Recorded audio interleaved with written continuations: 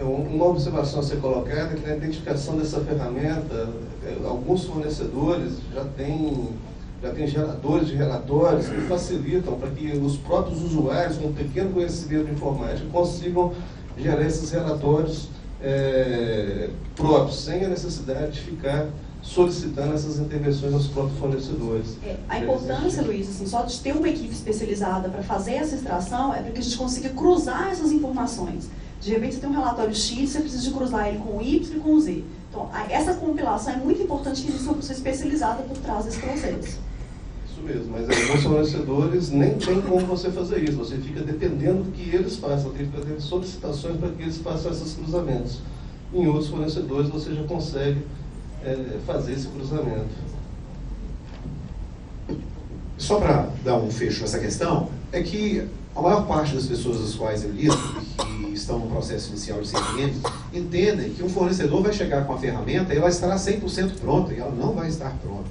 Alguns vendem 50%, outros 60%, outros 70%, mas eu desconheço uma empresa de solução de CRM que vá fazer essa integração na empresa, que isso tudo esteja pronto, porque não é esse processo. Tá bem?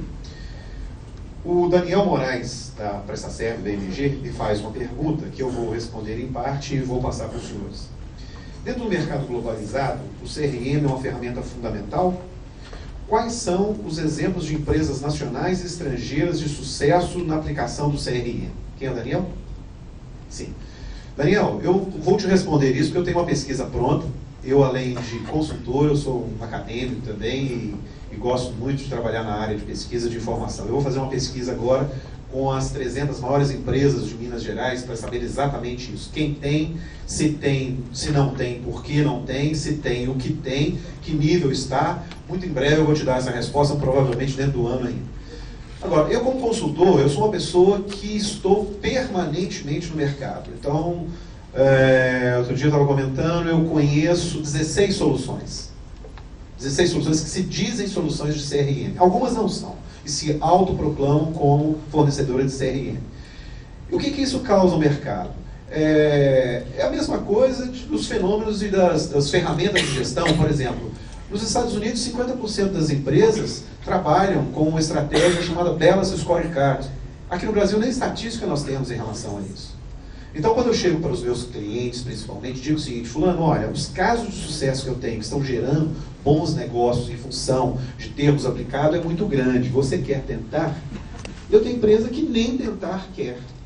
O que isso equivale a dizer? Que a solução só se torna, essa solução globalizada, só tem retorno, a hora que ela começa a descer dos níveis mais altos de empresa. As grandes empresas já têm. Se você analisar as grandes, a Philips, a Volkswagen, o banco, seja lá o Citibank, qual for, todas essas grandes empresas já têm a ferramenta. Utilizam mais, utilizam menos, né? Que é inclusive um trabalho que eu tenho como nicho, que é fazer com que o CRM, após implantado, funcione em níveis maiores, porque eu também atribuo muito a semelhante ao Microsoft Office. Aqui dentro, quem é que conhece, quem é que usa, conhece 50% do Word? Se tiver alguém que levantar a mão, você é um gênio. Porque nós não usamos nem 10% de Word. A ferramenta de CRM é da mesma forma. Agora, ela só se tornará realmente um instrumento maior o dia que as médias e pequenas empresas assim o fizerem. Eu lá na minha última fila eu tenho um conhecido que é o Gilberto, né, Gilberto? Gilberto é um fornecedor de Belo Horizonte que tem uma ferramenta, custei a descobrir o Gilberto, vocês nem imaginam. Por quê? Porque no Brasil, não sei se os senhores sabem, segundo o dado estatística do Sebrae, nós temos 98% de micro e pequenas empresas. Então eu não posso propor para 98% das empresas as soluções que estão nessas 3 empresas, que são 3 empresas grandes, mas que eu não tinha alternativa de chamar outra, porque as empresas pequenas não estão utilizando. Pelo simples fato de elas ainda não conhecerem, nós não temos eventos dessa natureza, nós não temos escolas que hoje andam falando nisso, nós não temos comercialmente divulgação de ferramentas de CRM. Tá bem? Se eu sou uma pessoa bem atenta ao mercado, eu diria para os senhores que eventos como esse que nós estamos fazendo aqui, nós não teremos em Belo Horizonte outros 2. Vocês têm algo a completar? Não? Posso passar para a próxima? Adriana, da Canópolis. Ainda está aí? Ei, Adriana. Qual é a importância e os benefícios da implantação do CRM para produtos de luxo, considerando um valor muito alto no custo do produto? Aquele cliente não tem comportamento de frequência na sua aquisição. Eu, de uma certa forma, vocês duas têm condições de, depois o Luiz faz uma abordagem e eu faço uma abordagem final. Podemos começar por você, Tatiana? Podemos. Bom, na verdade, a empresa que adquire um software da TOTS, ela realmente tem que ter um status maior, né? Tem que ter um potencial de compra maior. Então, geralmente, nós vendemos o software uma única vez para a empresa e depois fazemos apenas customizações. Aquela mesma empresa não vai voltar a ser um prospect em curto espaço de tempo. Então, a gente tem tido esse histórico exatamente para fidelização do cliente.